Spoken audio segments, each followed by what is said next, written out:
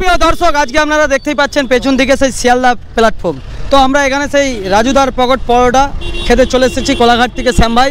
তো আপনাদের বাড়ির ছেলে, আপনাদের ঘরের ছেলে, আজকে আপনাদেরকে দেখাতে চলেছি যে এই পরোটায় কী মধু রয়েছে, যে বিভিন্ন জায়গা থেকে মানুষ পরোটা খেতে আসে শিয়ালদায়। তো চলো তোমাদেরকে শিয়ালদায় পরোটা দেখাবো, পুরো এই ভিডিওর মাধ্যমে থাকছে। আশা করছি সবাই ভালো লাগবে, আর ভালো লাগলে লাইক শেয়ার কমেন্ট করতে ভুলো না। আর দেখতে পাচ্ছেন বয়স্ক মানুষগুলো রোদে পুরো ঘেমে যাচ্ছে। হ্যাঁ, পুরো ঘেমে যাচ্ছে, একদম অসাধারণ লাগছে। তো চলো শিয়ালদা দেখতে পাচ্ছ, সেখানেই কিন্তু ওটা স্টেশন প্ল্যাটফর্ম রয়েছে। আমরা কল্যাণী গিয়েছিলাম ঠাকুর দেখতে, এটা নিয়ে দ্বিতীয়বার আমার আসা হলো শিয়ালদা কলকাতা।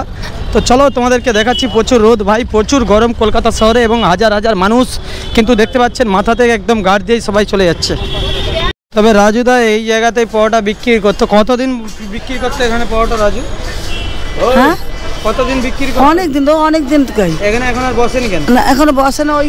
ওকে এখান থেকে ওই বিট বাজারের পিছনে ওইখানটায় বসছে এখন। আচ্ছা, তো চলো ভাই এখান দিয়ে তোমাদেরকে দেখাচ্ছি। তো এসে রাজুর পরোটা পেলাম না। এখানে হচ্ছে একদম লস্যি ফেমাস, সবদিকে পাবলিসিটি রয়েছে। মাত্র 30 টাকায় দেখতে পাচ্ছেন বানাচ্ছে, আপনাদেরকে দেখাচ্ছি কিভাবে বানাচ্ছে। কতদিন দোকান? হ্যাঁ, দোকান কতদিনের?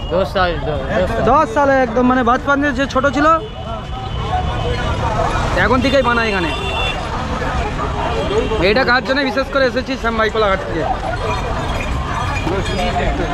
পুরো জীবন ঠান্ডা হয়ে গেল।